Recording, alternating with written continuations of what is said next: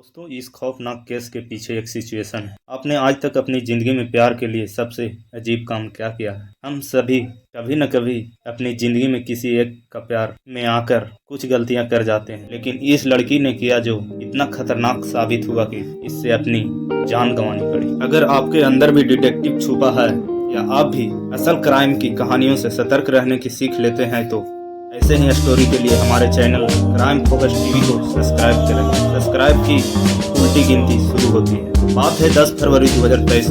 दिल्ली से लगभग 50 किलोमीटर दूर हरियाणा का एक गांव पड़ता है। इसका नाम है जज्जर। गांव में एक परिवार रहता है। इसकी 2 बेटियां हैं। दोनों बेटियां पढ़ने के लिए दिल्ली रहती हैं। वो दोनों ही अपने घर पर अपनी मम्मी पापा से रोजाना बात किया करती। एक दिन अचानक बड़ी बेटी निक्की का कॉल नहीं आता है।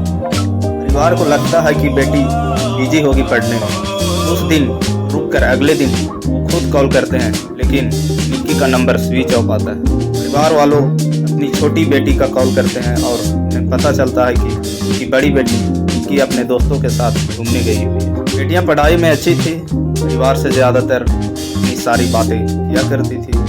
माँ बाप के लिए ये बात थोड़ी अटपटी हो गई कि बेटी बिना पूछे घूमने गई हुई है। माँ बाप अपनी बड़ी बेटी का नंबर तब भी ट्राई करते हैं। वो अपनी छोटी बेटी से कहते हैं कि बड़ी बेटी का नंबर नहीं लग रहा, उसके दोस्तों का नंबर दो। छोटी बेटी अपनी बहन के दोस्तों को कॉल करती है तो उन्हें पता चलता है कि वो फीमेल फ्रेंड के साथ नहीं बल्कि मेल फ्रेंड के साथ है। इसका नाम है साहिल गहलोत। छोटी बेटी अपनी दीदी से बात करने के लिए साहिल गहलोत को फ़ोन करती है। साहिल फ़ोन उठाता है और बताता है कि मेरी शादी है और मैं शादी फंक्शन में बिजी हूँ, इसीलिए निक्की के साथ घूमने नहीं जा पाया और निक्की का घूमने का प्लान कैंसिल करने का मन नहीं था, वो अकेले ही चल गई। यह सुनने के बाद छोटी बेटी माँ बाप को सारी बात बता देती है। निक्की का पिता अपने छोटी बेटी से साहिल गहलोत का नंबर लेते हैं और साहिल से खुद बात करते हैं। साहिल ने बताता है कि अंकल मेरी शादी है, मैं उसमें बिजी चल रहा हूँ। हम लोग का घूमने का प्लान जरूर था, लेकिन मैं अपने शादी फंक्शन में बिजी हूँ, इसीलिए वो अकेले निकल गई और उसका फ़ोन भी मेरे पास क्या है। पिता को यह कहानी समझ ना आई। दूसरा, वो अपना फ़ोन भी एक लड़के के पास छोड़ गई। इस बीच निक्की का दोस्त साहिल को शादी हो जाती है और वो अपनी नई जिंदगी में बिजी हो जाता है। लेकिन अब 3-4 दिन हो जाती है और निक्की लौटकर घर नहीं आती।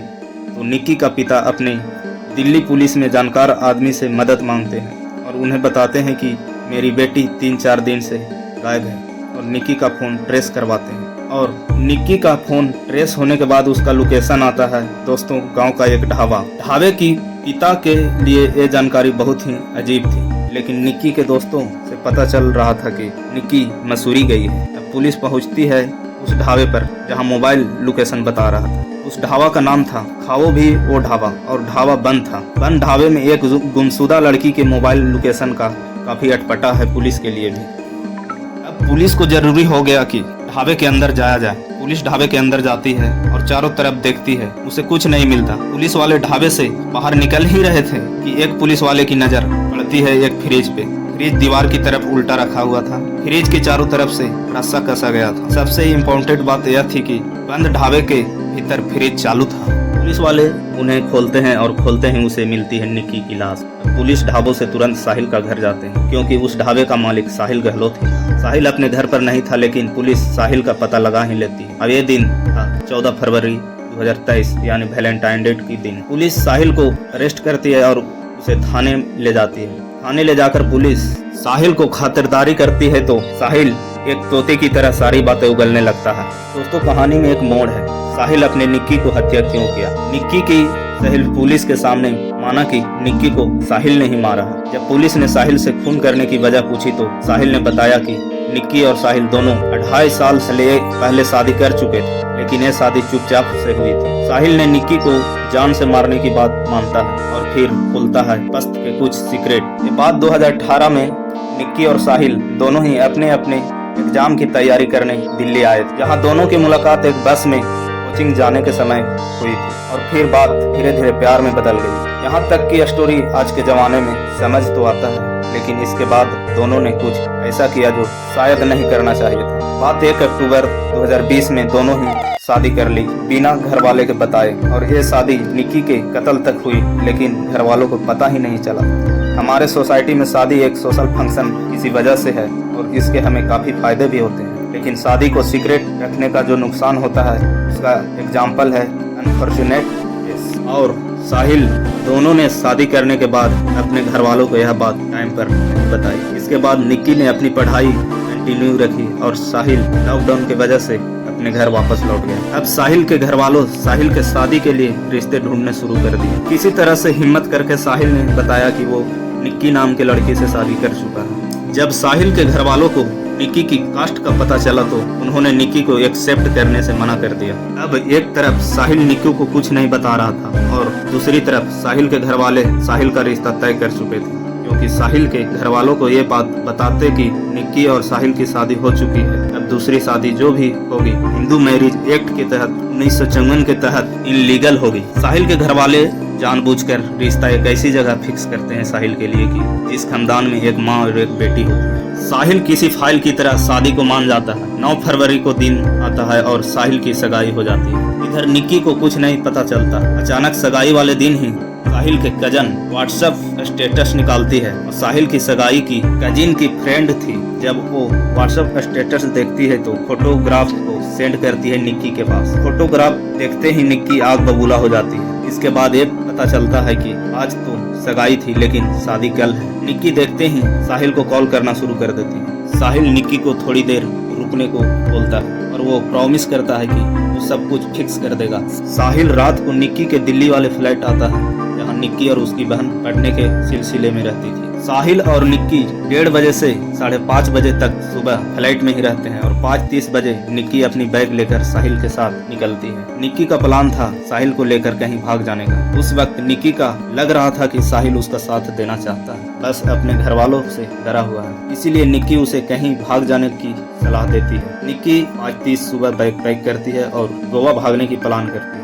न जाने गोवा का प्लान कैंसिल होकर हिमाचल का प्लान बनता है, जिसके लिए 2 बस लेने के लिए बस स्टैंड जाते हैं। तब दिमाग में आता है कि साहिल की गाड़ी से ही चला जाए। सबसे पहले दोनों निजामुद्दीन बस स्टैंड जाते हैं। वहां से पता चलता है कि हिमाचल के लिए कश्मीरी गेट से गाड़ी मिलेगी, तो दोनों कश्मीरी गेट ही चले जाते हैं। बस स्टैंड को इतने चक्कर काटते हैं कि सुबह हो जाती है और साहिल के घर से कॉल लगातार आने लगती है। इस बीच साहिल की कहानी मानो तो पैनिक कर जाता है। वो लड़का टेंशन में निक्की से मना करता है कि मैं नहीं भाग सकता, लेकिन जब आप आगे की कहानी सुनोगे तो आप नहीं मानोगे कि साहिल कहीं से भी पैनिक या राजी कर रहा था कि अब साहिल निक्की को समझाता है कि मुझे घर वापस जाना होगा। तो निक्की बोलती है मैं मैरिज सर्टिफिकेट वायरल कर दूंगी और पुलिस में कंप्लेंट कर दूंगी और तुम्हारी शादी में आकर हंगामा करने की धमकी देती है। ये सब दोनों बहस करते करते साहिल निगमबोध शमशान घाट की ओर गाड़ी मोड़ देता है। अब दोनों निगमबोध घाट की पार्किंग में लड़ाई कर रहे थे। टाइम बीता जा रहा था और साहिल को अपने घर जाने की जल्दी। अब साहिल ने फोन चार्जर से डाटा केबल निकालकर निक्की को गला घोट देता है। डाटा केबल को पतले और टाइट तार की वजह से निक्की अपने आप को नहीं बचा पाती और वहीं दम घुटने की वजह से दम तोड़ देती है और इनकी मौत हो जाता है। अब साहिल निक्की की लाश को सीट बेल्ट के से बांधकर गाड़ी चलाना स्टार्ट कर देता है। साहिल दिल्ली से 40 किलोमीटर दूर अपने ढाबे पर पहुंचता है। ढाबे पर पहुंचने के बाद गाड़ी पार्क करता है और निक्की की लाश को गाड़ी से उतारकर गाड़ी की डिक्की में पैक कर देता है। जिसके बाद साहिल के 2 दोस्त ढाबे पर आते हैं। साहिल के लिए नए कपड़े भी लेके आते हैं। वो कपड़ा चेंज करता है और दोस्तों निक्की की लाश को फ्रिज के अंदर डालकर वहां से निकल जाते हैं। घर जाकर साहिल शादियों की तैयारी में लग जाता है और रात को दूल्हा बनकर बारात निकल जाता है। ये बात 10 फरवरी 2023 की है। साहिल का जिंदगी बहुत हम दिन था। सुबह पहले अपनी पहली पत्नी निक्की यादव का मर्डर और रात को दूसरी शादी। निक्की का पिता साहिल को फोन मिलाता है तो साहिल बोलता था मैं अभी बिजी हूँ, निक्की 2-3 दिन में लौट जाएगी।